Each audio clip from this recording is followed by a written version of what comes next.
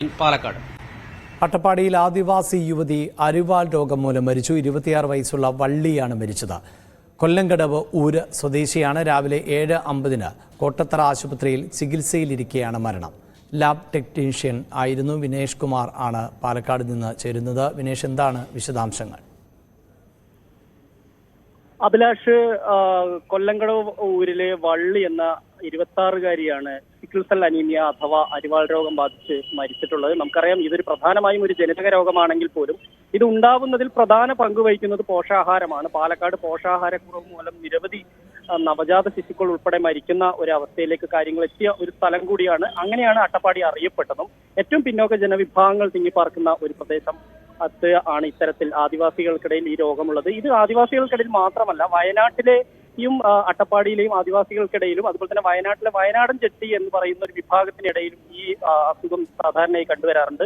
ഇതിനുള്ള ചികിത്സ, അതായത് പാലക്കാട് അട്ടപ്പാടിയിലുള്ള കോട്ടത്തറ ട്രൈബൽ ആശുപത്രിയിൽ മാത്രമാണ് ഇതിന്റെ ചികിത്സയുള്ളത്. കാര്യമായ ഒരു ചികിത്സയില്ല. പ്രധാനമായും നമ്മുടെ പ്രതിരോധശേഷി വർദ്ധിപ്പിക്കുക, ധാരാളം പോഷകാഹാരങ്ങൾ കൊടുക്കുക, അത്തരത്തിലുള്ള മരുന്നുകൾ, അയൺ ഗുളികകളും മറ്റും കൊടുക്കുക, ഇത് മാത്രമാണ് ഇതിനകത്തുള്ള ഒരു ചികിത്സാ സംവിധാനം. അങ്ങനെയാണ്. എന്തായാലും ഈ അട്ടപ്പാടിയിലെ കോട്ടത്തറ ട്രൈബൽ ആശുപത്രിയിലും അതുപോലെ തന്നെ വയനാട്ടിലെ വിവേകാനന്ദ ആശുപത്രിയിലും മറ്റുമാണ് ഇതിന്റെ ചികിത്സകൾ നടക്കുന്നത്.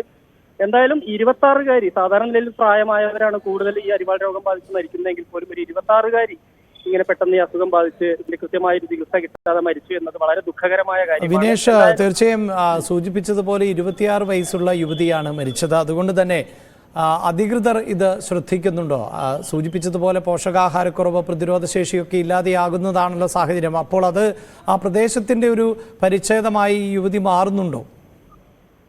അഭിലാഷ്, അങ്ങനെ തന്നെ വേണം കരുതാൻ. കാരണം ഈ ആദിവാസികൾക്കിടയിൽ മാത്രം ഈ അസുഖം എങ്ങനെ വരുന്നു എന്നുള്ളതാണ് നമ്മൾ എടുത്ത് പരിശോധിക്കേണ്ടത്. ഞാൻ നേരത്തെ പറഞ്ഞ പോലെ ആദിവാസികൾക്കിടയിൽ മാത്രമല്ല, ഈ വയനാടൻ ചെട്ടിമാർക്കിടയിലും ഉണ്ട്. കാരണം ഇവരുടെ എല്ലാം ഭക്ഷണ രീതി ഏറെക്കുറെ ഒരേപോലെ തന്നെയാണ്. അതുകൊണ്ട് തന്നെ ഇവർക്കിടയിലുണ്ട്. ഇത് ഒന്ന് ഈ അസുഖം, അതായത് നമ്മുടെ രക്താണു അരിവാൾ കണക്കെ വളയുകയാണ് ചെയ്യുന്നത്. അങ്ങനെയാണ് ഇതിനെ അരിവാൾ രോഗം എന്ന് പറയുന്നത്. സിക്കിൾ സെൽ അനീമിയ ഉണ്ടാവുന്നത് അങ്ങനെയാണ് യഥാർത്ഥത്തിൽ. ഇതിന് കൃത്യമായ ഒരു ചികിത്സ, ഇതിനൊരു വിദഗ്ധ ചികിത്സ എന്നുള്ളതിന്റെ അപ്പുറത്തേക്ക് ഇതിന് കൃത്യമായി ഇവർക്ക് പോഷകാഹാരം നൽകുക, അതുപോലെ തന്നെ അവർക്ക് അതിനുള്ള മറ്റുള്ള അത്തരത്തിലുള്ള വൈറ്റമിൻ ഗുളികകളും മറ്റും മാത്രം ആണ് കൊടുക്കുന്നത്. അതൊരു പരിധിവരെ അവർ ഇതിൽ നിന്നും ആവാറുണ്ട്. പക്ഷേ ഈ ചെറുപ്പക്കാരൊക്കെ പൊതുവെ പ്രതിരോധശേഷി കൂടുതലായതുകൊണ്ട് തന്നെ അവർ ഇതിൽ നിന്ന് മുക്തരാവാറുണ്ട്. പ്രായമായവരാണ് പ്രധാനമായും ഇതിൽ മരണം സംഭവിക്കുന്നത്. അധികവും അങ്ങനെ തന്നെയാണ്. അല്ലെങ്കിൽ ഇത് കണ്ടെത്താനാവാതെ വരുന്ന സമയത്താണ്. ഇത് കൃത്യമായി പരിശോധിക്കുകയും ഇത് മനസ്സിലാക്കാനും കഴിയുന്ന ഒരു സംവിധാനം, ഒരു മോണിറ്ററിംഗ് സംവിധാനം എന്നുള്ള രീതിയിൽ നമ്മുടെ സംസ്ഥാനത്ത് അത് പരാജയമാണ്. കാരണം രോഗം ബാധിച്ച് പെട്ടെന്ന് കൂടുതലായി കഴിഞ്ഞതിന് ശേഷമാണ് പലപ്പോഴും ഇത്തരം കേസുകൾ ശ്രദ്ധയിൽപ്പെടുന്നത്. ഇപ്പൊ വള്ളിയുടെയൊക്കെ മരണം, കൊല്ലങ്കടവിലെ വള്ളി മരിച്ചിരിക്കുന്നതൊക്കെ കാരണം 26 വയസ്സ് മാത്രമായിട്ടുള്ളവർക്ക് ഇത് തുടക്കത്തിൽ ഇത് കണ്ടെത്താൻ കഴിയുകയും കൃത്യമായ ഒരു ചികിത്സ ലഭിക്കുകയായിരുന്നെങ്കിൽ വള്ളിക്ക് ഇങ്ങനെ ഒരു അവസ്ഥ വരില്ലായിരുന്നു എന്നാണ് ഞാൻ മനസ്സിലാക്കുന്നത്. എന്തായാലും ഈ പോഷകാഹാരക്കുറവ് മൂലം നിരവധി കുട്ടികൾ മരിക്കുന്ന അട്ടപ്പാടിയിൽ തന്നെയാണ് ഈ സിക്കിൾ സെൽ അനീമിയ ബാധിച്ചും ഇങ്ങനൊരു മരണം ഉണ്ടായിരിക്കുന്നത്. ഇനിയെങ്കിലും ഇത്തരത്തിലുള്ള വരാതിരിക്കാൻ, ഇതൊരു ജനിതക രോഗമാണെന്ന് ഞാൻ ആദ്യം പറഞ്ഞല്ലോ, എങ്കിൽ പോലും ഇതിൽ പോഷകാഹാരക്കുറവ് ഒരു വലിയ പ്രശ്നം തന്നെയാണ്. ഇത് പരിഹരിക്കാനുള്ള ഒരു ഇടപെടലാവണം ആരോഗ്യ വകുപ്പിന്റെ ഭാഗത്തുനിന്ന് ഉണ്ടാകേണ്ടത്.